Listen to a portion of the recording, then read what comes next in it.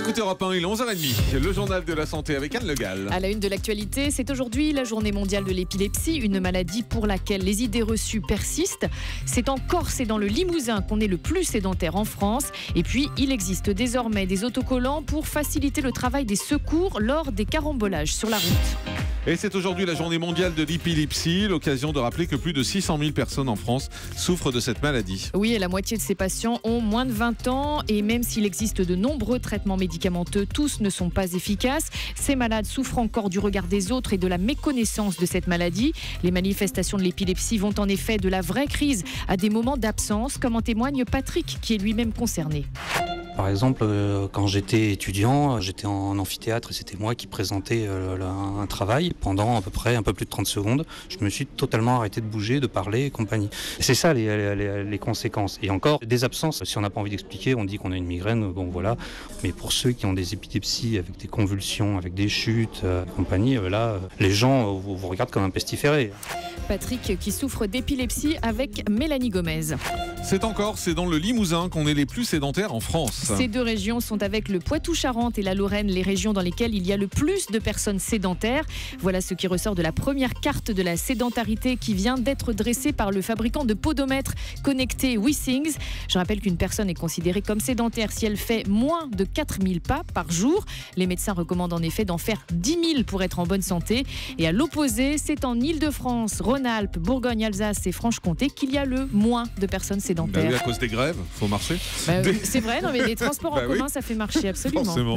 Des autocollants pour sauver des vies et faciliter le travail des secours lors des carambolages. Ça s'appelle le Rescue Code. Ce sont des autocollants à placer sur le pare-brise de la voiture. Ils affichent un code que l'on scanne pour faire gagner du temps aux pompiers. Le système est désormais proposé dans toutes les concessions Renault. Les explications de Julien Pierce pour Europe 1. À chaque désincarcération, c'est le même casse-tête pour les pompiers. De quel type de véhicule s'agit-il? Où faut-il découper la tôle pour extraire au plus vite les victimes? Jusqu'à présent, les secours devaient sortir de leur camion une dizaine de classeurs, 1600 fiches de voitures pour autant de modèles en circulation. Une perte de temps désormais révolue grâce au Rescue Code, explique le capitaine Jérôme Langlois. On prend la tablette, on flash le QR code et on a la fiche d'aide à la désincarcération qui apparaît aussitôt avec tous les éléments nécessaires. C'est un gain de temps énorme de savoir où découper. Les véhicules récents sont équipés d'une structure bien spécifique qui protège mieux la victime, mais ralentit notre travail parce que les structures sont beaucoup plus difficiles à découper. Et ces petits autocollants que l'on place sur les pare-brises avant et arrière, c'est Renault qui les a développés à la demande des pompiers. Ils existent pour toutes les marques de voitures. Et ce système n'intéresse pas que les pompiers. À l'avenir, les démineurs aussi pourraient s'en servir pour désamorcer les voitures piégées plus vite et de manière plus sécuritaire. Il faut juste que le pare-brise n'ait pas explosé. Parce que si le pare-brise explose, c'est vrai, il n'y a plus d'autocollant. On retrouve en général l'autocollant. Ouais, ça se retrouve. C'est un peu compliqué à mon avis. La médiation serait capable de protéger la matière grise du cerveau. Oui, encore une étude qui souligne les bienfaits de cette pratique. Des chercheurs de l'Université de Californie à Los Angeles ont comparé l'évolution de cerveau. Alors d'un côté, de 50 hommes et femmes pratiquant depuis plus de 20 ans la méditation, on a la musique, voilà. Et de l'autre, 50 hommes et femmes débutant cette discipline. Grâce à l'IRM, les chercheurs ont surveillé l'activité du cerveau des participants. Ils ont constaté que la matière grise décline bien avec l'âge, mais 2 fois sont moindres chez ceux qui pratiquent la méditation. Et il y a un lien de cause à effet qui a été clairement établi. Alors pour les auditeurs qui voudraient s'y mettre et qui ne savent pas comment faire, je rappelle qu'il existe des livres, des CD audio et même des applications iPhone comme celle du docteur Christophe André ou encore Petit Bambou ou Symbiophie pour se laisser guider.